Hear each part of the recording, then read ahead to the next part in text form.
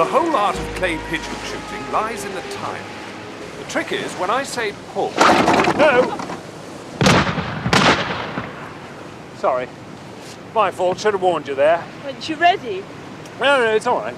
You see, they go up jolly quickly, don't they? Do you want to go? No, I think I'll learn the shooting bit first. Can you reload that, Pamela? Oh, I don't know. They go in here, don't they? Shall I, miss? I'm perfectly capable, thank you very much. Well, we'll leave the reloading for a minute. You see, when I say pull... Morning, Hastings! Lovely day! Morning, General! Morning, ladies! Morning! Well now, Kitty, why don't you have a try? If you don't practice, you won't be ready for the championship. It's all set for the 14th.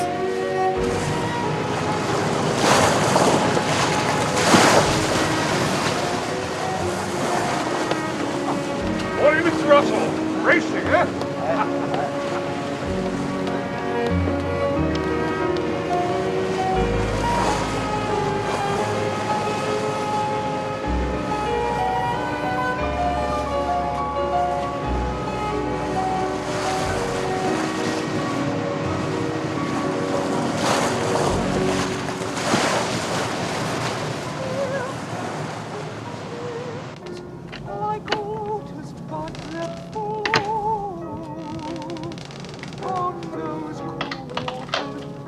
Good morning, Mr. Poirot. Bonjour, Captain Fowler.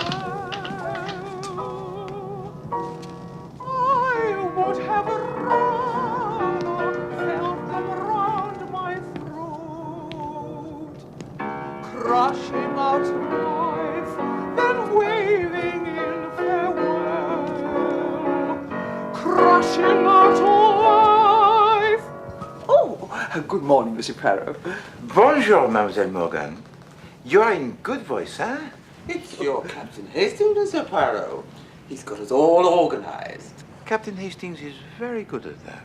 I thought the General was awfully good last night with his recitations from Swinburne. Oh, the General recites poetry with true military vigor. Perhaps your niece can also be persuaded to entertain us one evening. Well, perhaps she will, Mr. Poirot. Perhaps she will. Excuse me.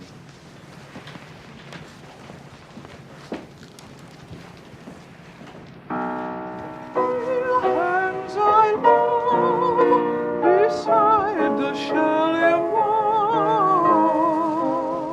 Don't ever lose all the charm you possess, your loveliness, darling, the way you say yes. Stay as sweet as you are, discreet as you are, you're divine, dear. John?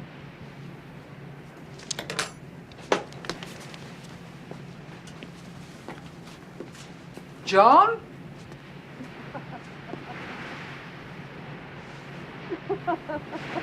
Of course, the actual wound I got was ludicrously minor. I felt a complete fraud.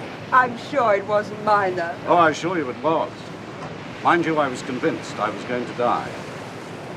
But that's only because I'm a coward. Oh, John. Oh, good morning, General. Morning, Pepperton. Good morning, General Morning, Miss Fox. Henderson. Fine day.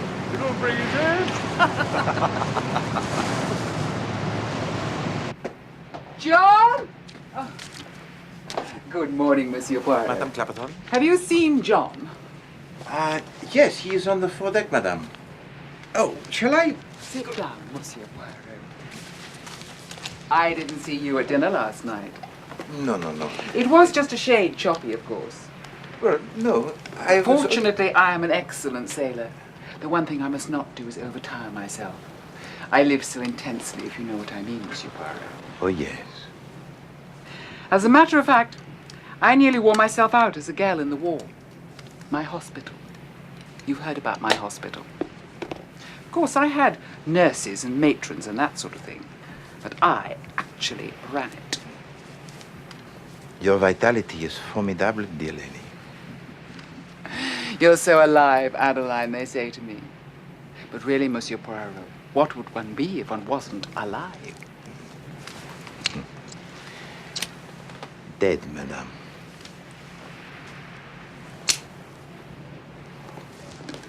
I must find my husband.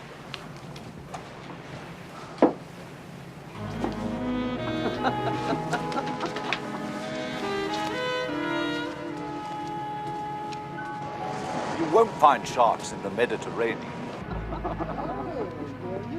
Oh, hello, my dear. I did find you a chair. Would you like it in or out? Are you going to be warm? I'd take a hatchet to that woman if I were her husband. Bonjour, monsieur. How's that? I knew a woman like that once in Hyderabad. Absolutely poisonous. In '87, that was. And did anyone take a hatchet to her? No. Last time I saw her, she was on her third husband.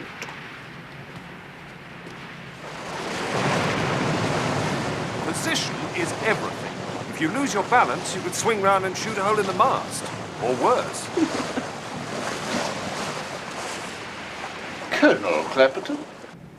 Colonel? Such a soldierly-looking man. Soldierly?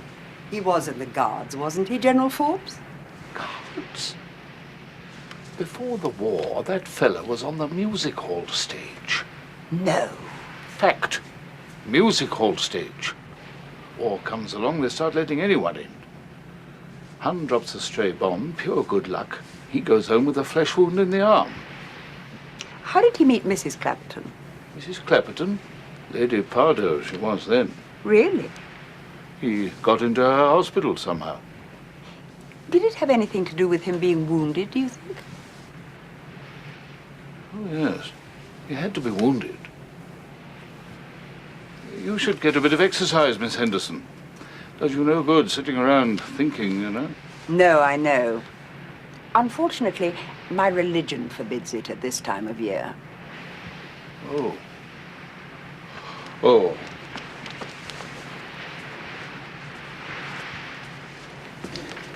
Right. I mean, well.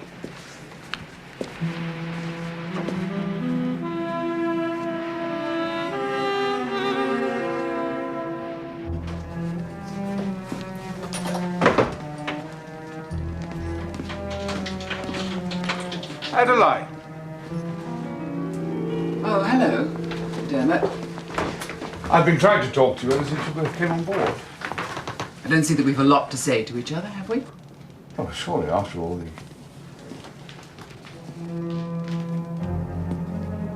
What do you want? I was just... Were you spying on us? I wanted to clear your trays, ma'am. Well, get on and do it then.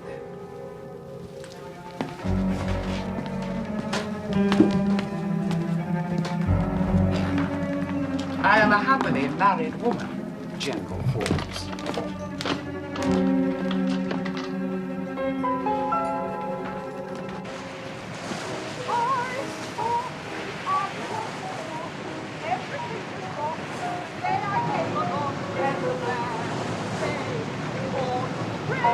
You've saved us, said Kitchener with delight. I joined the army yesterday, so the army of today is all right. It's her family I feel sorry for. Boys, take my tip and join the army right away. The money's good. Not much, but good. Who knows, perhaps you'll be a general someday. Remember, chaps? I said perhaps. Though we may have need of you, don't think any old stuff will do in the army. no soldier songs, I said. No Indian love lyrics. What does she sing? The army of today is all right, and the Kashmiri love song. You can't expect no better from civilians, sir. We're all civilians nowadays.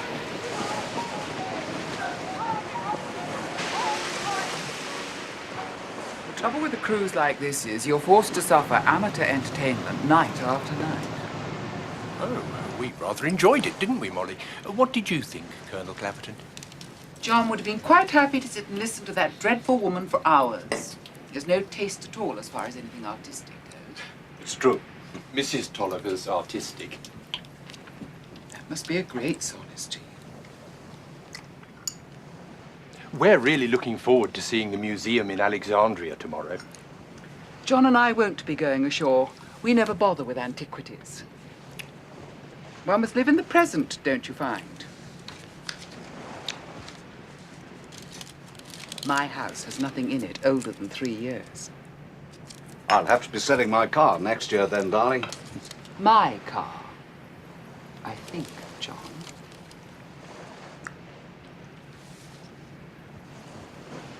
Certainly, my dear. Your car.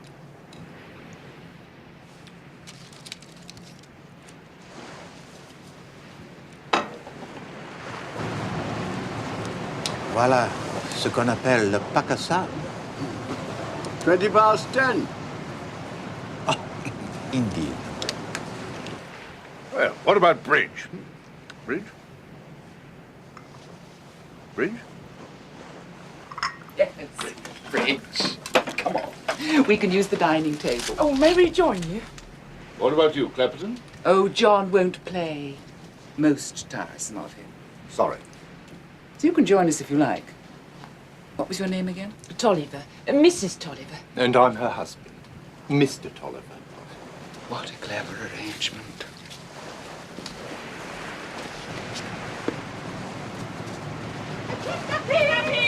Nothing! You're coming with us. It's a kidnapping. We're Clapperton napping. To the boat deck.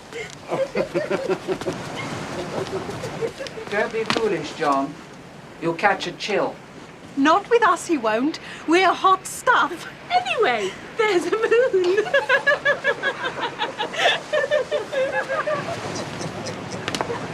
Bonsoir. Bonsoir.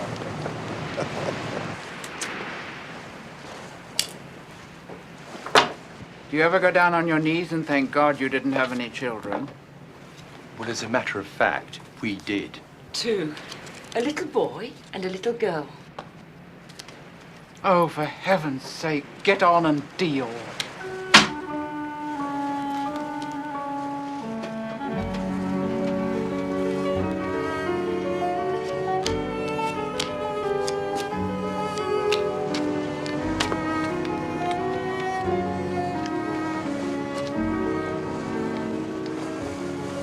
I know it's the most awful romantic cliché, but the moon is beautiful, isn't it? Certainement. It is like a giant œuf en cocotte. Monsieur Poirot. Honestly, I thought you said you could play. Mademoiselle, I want to ask your advice on a matter of the English language. I'm sure you don't need that. Oh, Mademoiselle is too amiable, eh? But no, just now, Madame Clapperton said that John won't play bridge. Is not can't play the usual term? She takes it as a personal insult that he doesn't play, I suppose. Ah. The man was a fool ever to have married her. Oh, many odious women have devoted husbands, huh? It is an enigma of nature. Which is perhaps why the estimable Captain Hastings has not yet taken the plunge into matrimony. Matrimony? You're not entered for the Clay Pigeon Championship yet, are you, Miss Henderson? No, I don't think I really mean to... Hastings, can't you talk of something else, for once? Oh. No, I'd love to talk about the Clay Pigeon Championship. But tomorrow, perhaps?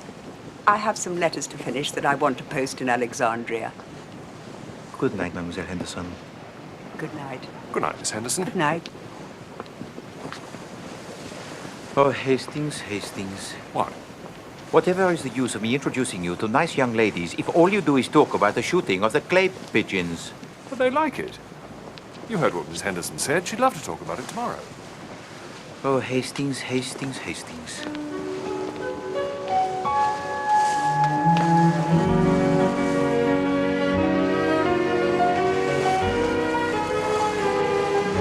Now, pick a card. No, don't show me. Now, remember what the card is and put it back into the pack. That's good. Now, just a little shuffle.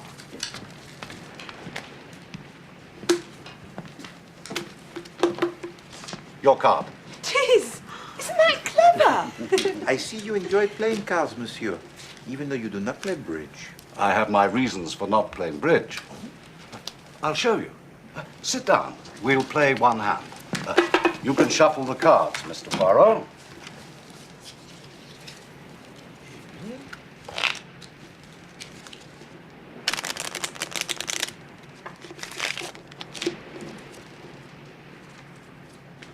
Voila.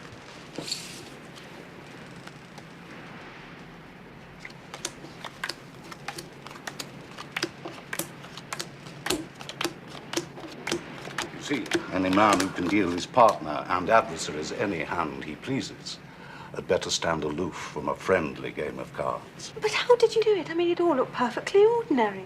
Ah, the quickness of the hand deceives the eye. You could go on the stage with that, Colonel Clapperton. Yes, quite.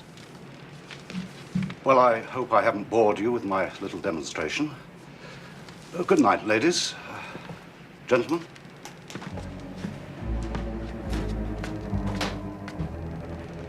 Did I say something wrong? I don't know, Hastings. I really don't know.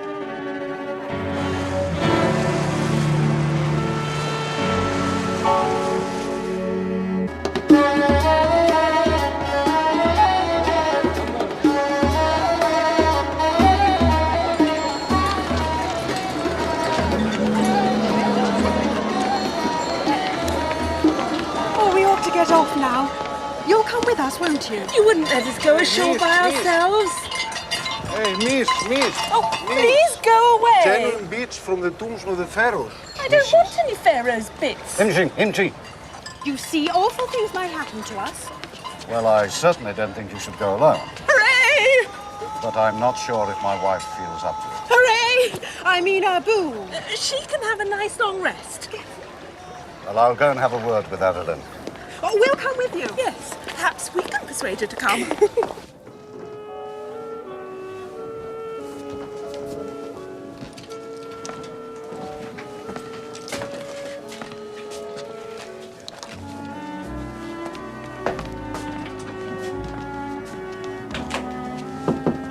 Who's that? Adeline, my dear, it's John. The door's locked. I don't want to be disturbed by the stewards.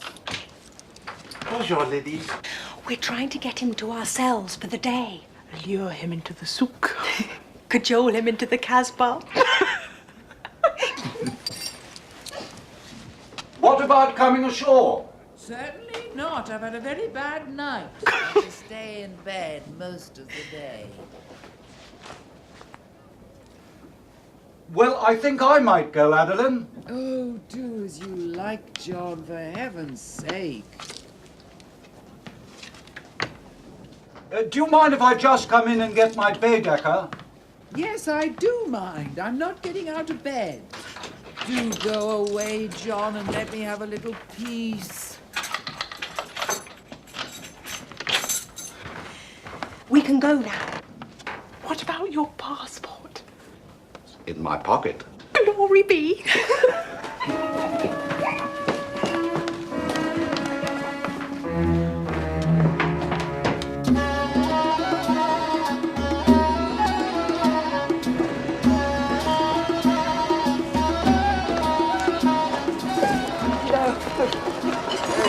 Miss. No, please, I really must go. How much are those amber ones? No, that's far too much. Mine 200, miss. 150, missus. Oh, very well. Look, I'll take the amber ones. But after that, I really must go.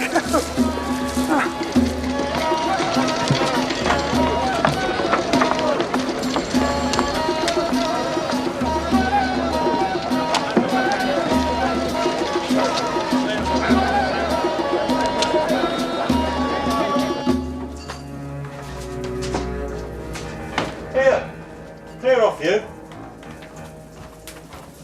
You're not allowed down here. Cheeky blighter.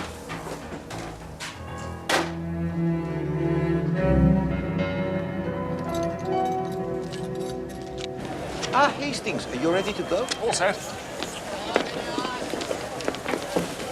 Going ashore, General Forbes? Well, yes, very probably. I'll see you. See you later. I think we ought to avoid the usual sort of tourist thing as much as we can, Poirot. Good, good. I am absolutely in your hands, Hastings.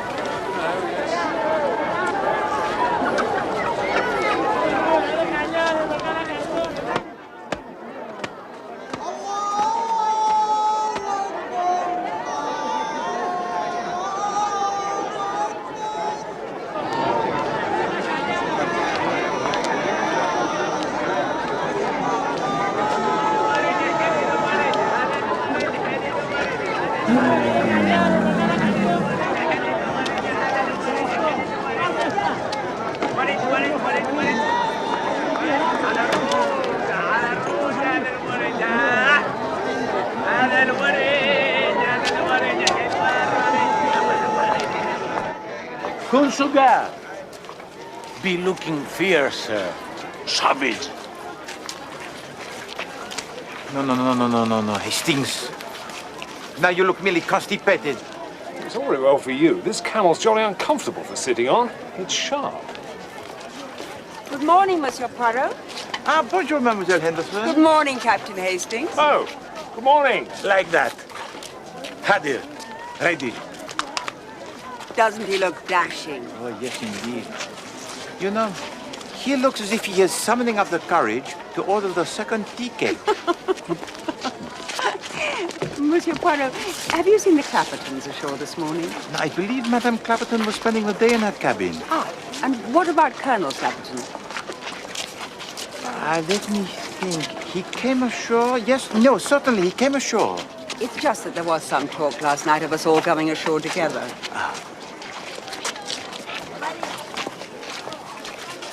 Monsieur Poirot. Yes, mademoiselle. Was Colonel Clapperton alone when he came ashore? Was he alone?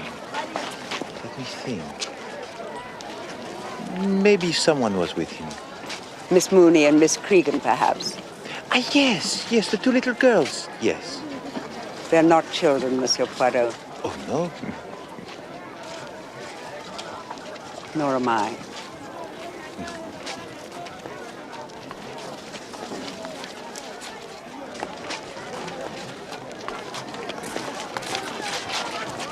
Ah.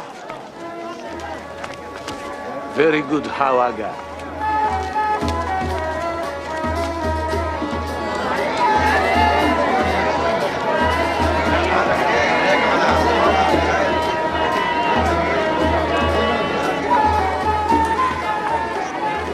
I say, Poirot, look at these pomegranates. And little monk Sorry? The one fires gather. I don't think they like you to touch the fruit, Captain Hastings. Oh, sorry. Monsieur and Madame Tolliver, what a pleasant surprise. Are you alone? Oh, quite alone, yes. Oh, that nice General Forbes joined us for a while, but he had to rush back.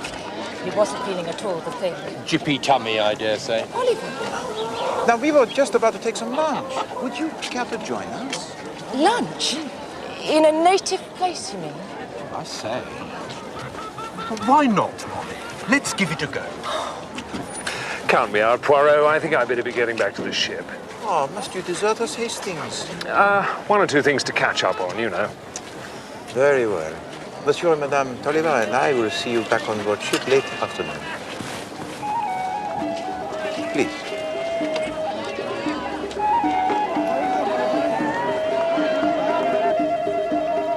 We'll let the two girls go first because they're the least experienced.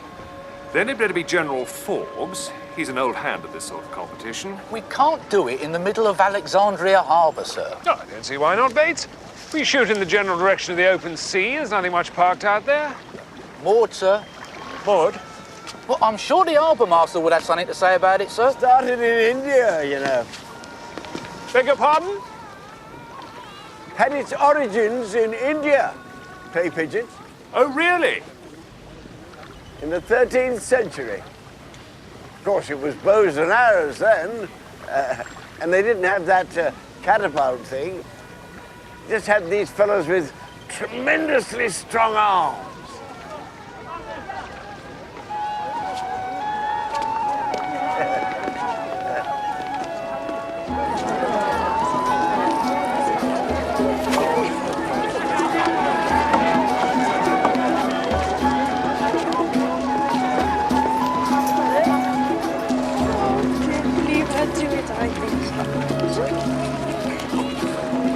Yes, you probably will. Come along, Pamela! Ah, Mademoiselle Rooney and the Colonel Clapperton. You had an enjoyable day ashore, I trust. Absolutely. Good. Come on, Penny!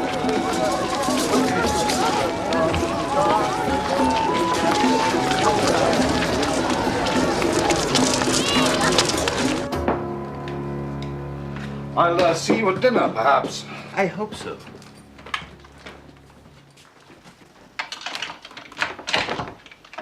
Adeline! Adeline! Adeline, my dear!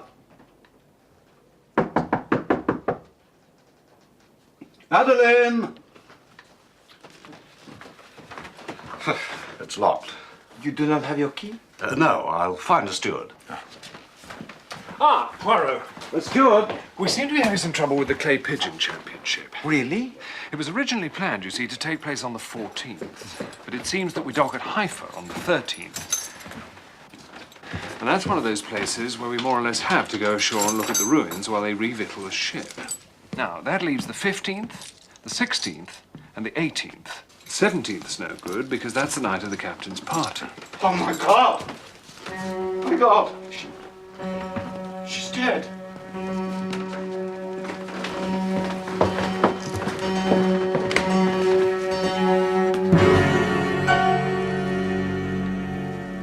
Fetch the captain, mon ami.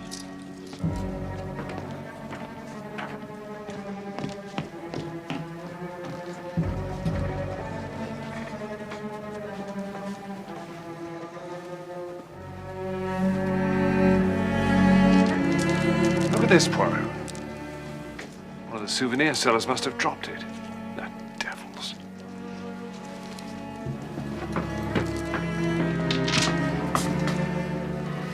Colonel Clapperton, what a tragedy. Can you help us with this, Mr. Poirot? I want to avoid involving the Egyptian police, if possible.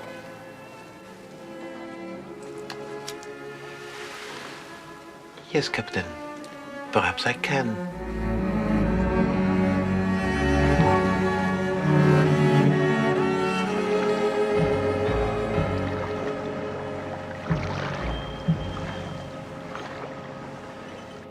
Is anything missing as far as you can tell, Colonel Clapperton?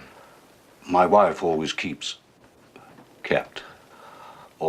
some cash in the second drawer of the dressing table. It seems to have gone. How much was that? Between 20 and 30 pounds. Anything else? Her jewels. There weren't very many. Most of them were in the captain's safe. Well, perhaps you could let us have a description of them? Well, I'll try. I don't know if I can remember them very exactly. No. I know the headband thing she was wearing last night has gone.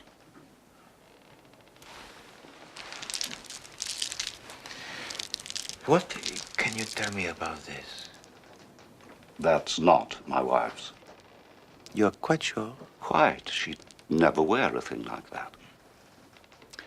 It was found on the floor between the two beds. Then someone must have dropped it there. Would you say that your wife had any enemies? Certainly not. Colonel Clapperton, you have been most helpful. Thank you very much.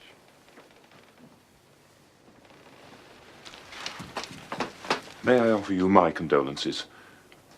If there's anything we can do, Colonel. Thank you, Captain, but there's nothing. Nothing can bring Adeline back again.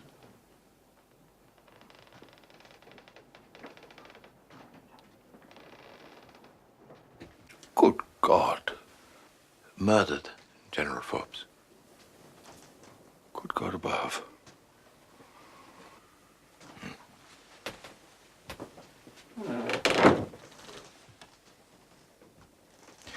You were acquainted with Madame Clapperton before this voyage, I think?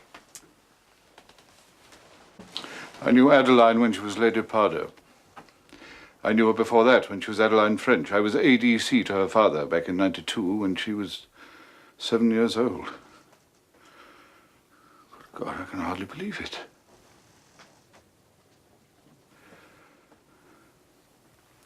I was in love with her for years. She was not always the silly woman she became. You must not incriminate yourself, monsieur. Incriminate myself? How could I? Monsieur and Madame Tolliver tell me that you came back to the ship before lunch. What of it? Saying that you were ill?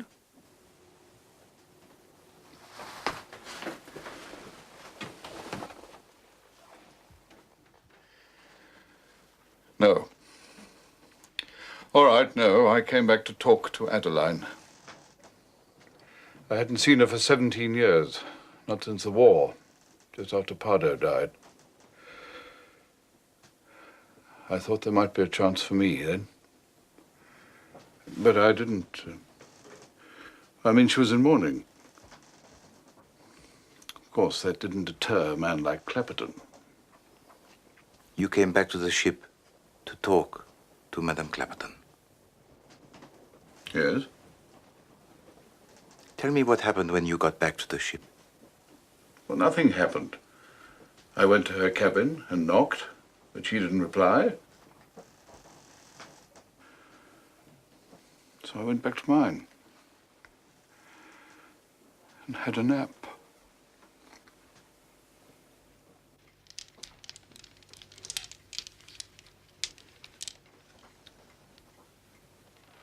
Well, what do you say, Mr. Poirot?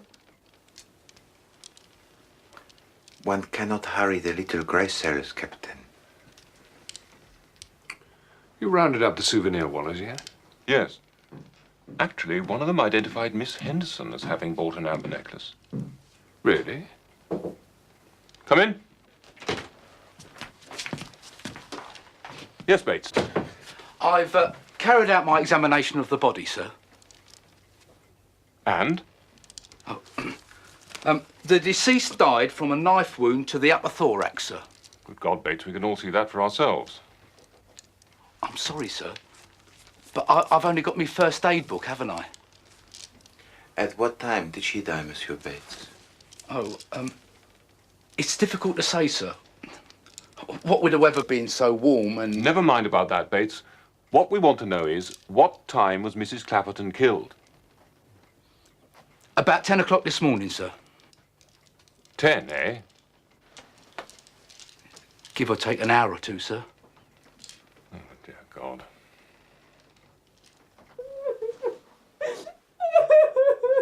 It's all right, Kitty. You want to know, old thing. Who is it? It is I, Hercule Poirot. It's all right, Kitty. Oh, hello, Monsieur Poirot. Bonsoir, Mademoiselle Craven. May I come in for a minute, please? Well... Oh, I only have one question. No, it's just that Kitty's making such a blessed racket. Oh, dear, dear. She blames herself, you see. Well, and me. But how can she blame herself? Well, we did say some pretty dreadful things about her. My dear Mademoiselle Cragen, if everyone on board who had said unpleasant things about Madame Clapperton were to make as much noise as your friend, this vessel would become a danger to shipping. There! You hear that, little girl? Oh. What was the one question? Oh, it is quite simple, really. You both left the ship this morning at 9:30 with Colonel Clapperton, yes? You know we did. You saw us. Precisement. So please tell me, was Colonel Clapperton with you for the whole day until you got back to the ship at 4 o'clock this afternoon? Yes, absolutely. Every minute of the day. He doesn't think. Oh, no. Every minute of the day, you say? Absolutely. Well... Yes? Well, we went to a cafe for some tea at about 12. Uh-huh. And he, Colonel Clapperton, that is, well, he went to the... you know, for a couple of minutes. Ah, I understand. But just for a couple of minutes, you say? Well, one doesn't time it.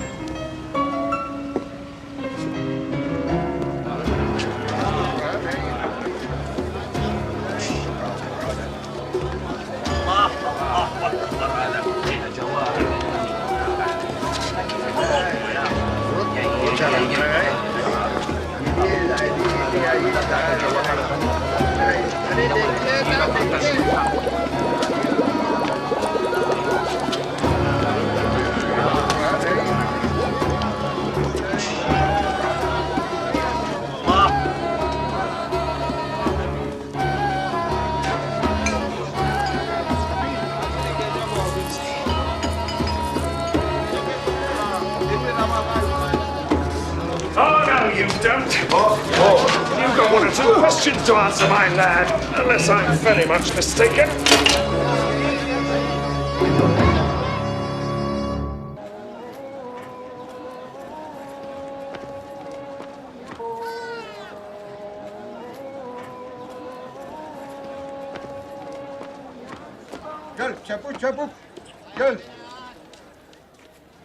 I didn't kill her. You had her jewellery. Jewellery? She was rich. What did it matter to her? Come, Monsieur Skinner. Madame Clapperton is dead. You are caught red-handed by my colleague, Captain Hastings, trying to sell the jewelry of Madame Clapperton. You admit that you let yourself into her cabinet. She was dead already. I shouldn't have took it. Not when I saw she was dead. I'd known it'd be trouble.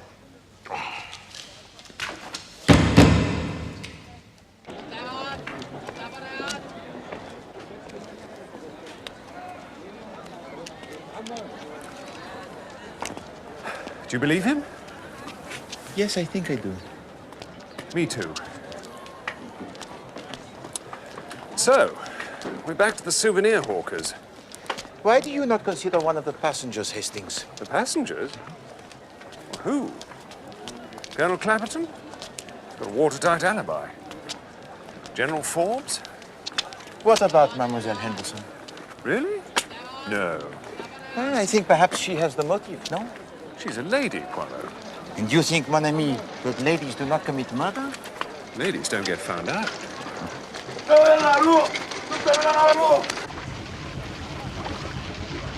Madame Clapperton had been dead for at least 5 hours when she was found. A small amount of money and some jewelry had been taken. A string of beads was on the floor near to her bed. The door was locked and the key missing. And the hatch which gives onto the deck was open. What are you driving at, Poirot? Madame Clapperton had locked the door from the inside. We actually heard her say so herself. If Mrs. Clapperton could lock the door, she could unlock it too, I suppose. Précisément, precisely. Which leads us to the inescapable conclusion that Madame Clapperton unlocked the door and let in the murder.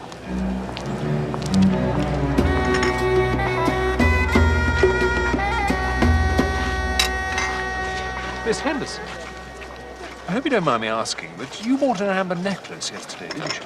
Yes, I did. How did you know that? The captain mentioned it. He just happened to mention it. Would you mind if I had a look at it? I'm afraid I've lost it.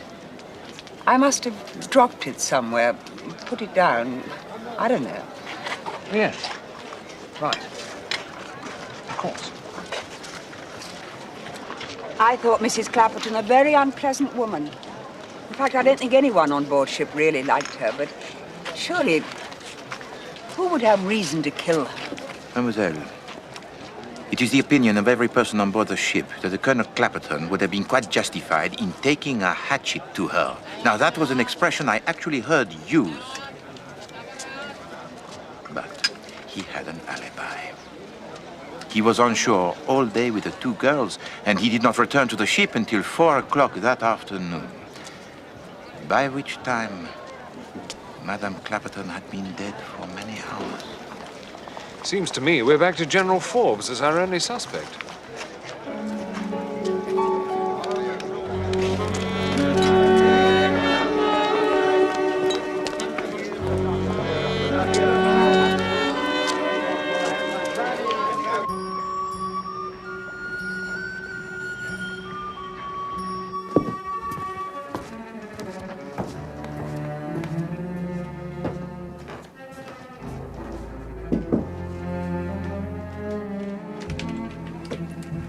Bonsoir, Mademoiselle Morgan. I want, please, to ask a favor of your niece. Our niece? Very well. Ismaili? Good evening, Ismaili. I want to borrow somebody from you, if I may.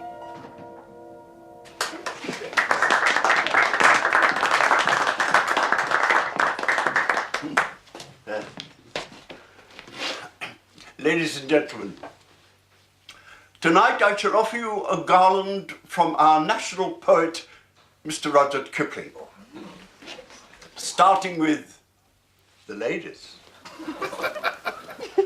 I've taken me fun where I've found it. I've roved and I've ranged in me time. I've had me picking of sweethearts, and 4 of the lot was prime. One was a half-caste widow. One was a woman from Prome. One was the wife of a Jebediah Ice.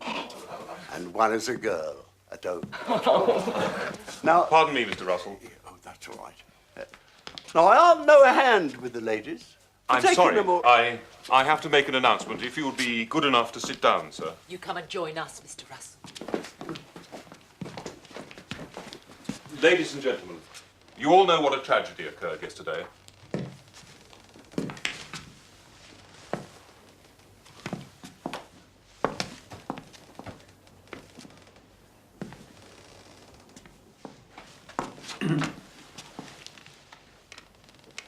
And I'm sure you will all want to cooperate in bringing the perpetrator of the foul crime to book. As you know, we are fortunate enough to have on board with us Mr. Hercule Poirot, who is probably known to you all as a man who has wide experience in such matters. I hope you'll listen carefully to what he has to say. Mr. Poirot. Thank you, Captain Fowler.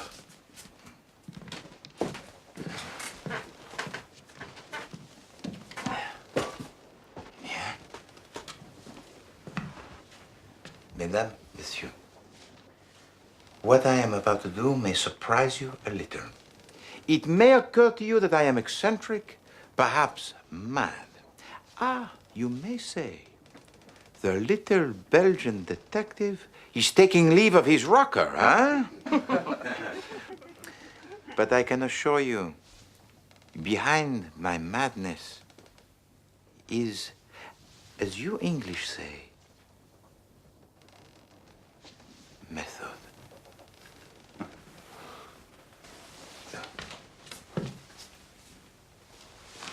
Voila. A suitcase. How uninteresting.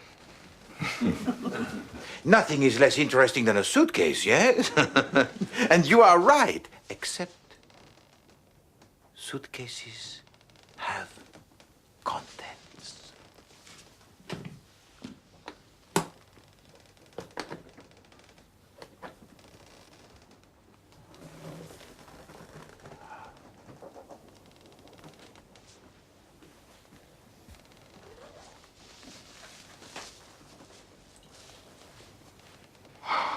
It's a doll. Yes, a doll. Except this doll is an important witness to the truth of who killed Madame Clapperton.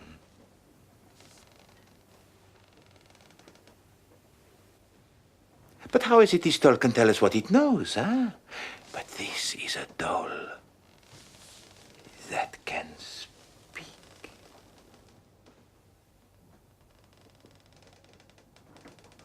You have not heard of dolls that can speak? Yes, of course you have.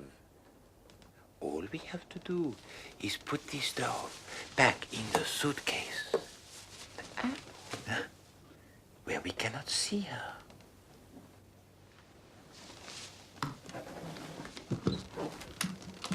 She does not like to be seen, this little lady.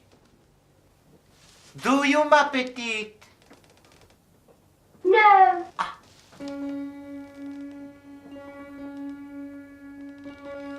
Now, can you tell us anything about the death of Madame Clapperton?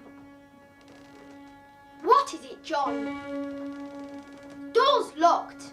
The door's locked. Don't want to be disturbed by the stewards. I don't want to be disturbed by the stewards.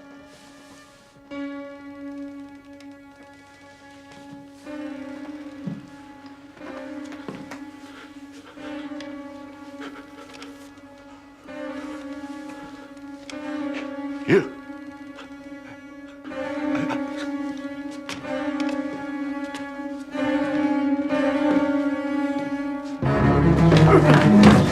Stop it! Stop it!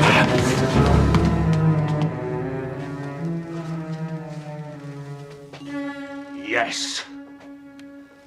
Take him to my quarters.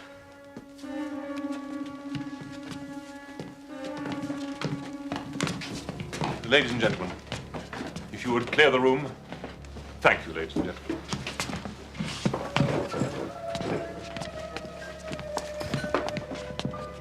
Did I do it right, Mr. Poirot? Oh, yes. Ma petite.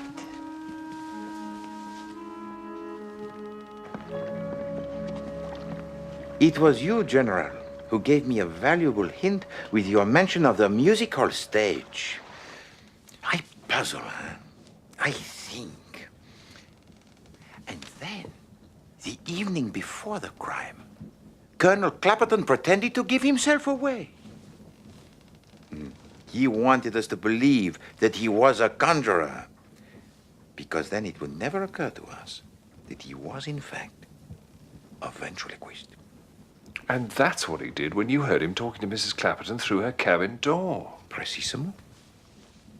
And by then, she was already dead. Excuse me.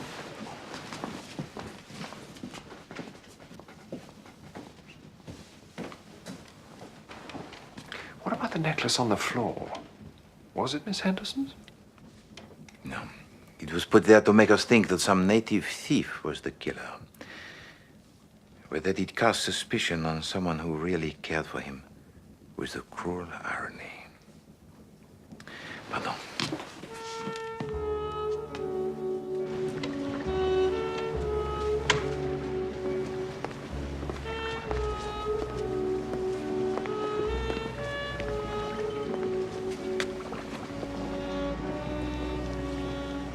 I am sorry, mademoiselle. He didn't do it for me. It was those girls' youth. It made him feel his slavery. He wanted to be free before it was too late. We all have such dreams. When did you guess it was him? His self-control was too perfect. No matter how galling was the conduct of his wife, it never seemed to touch him. That either meant that he was so used to it that it no longer stung, or else he knew his bondage would soon be over. It was a cruel, dirty trick you played, Monsieur Poirot. I do not approve of murder,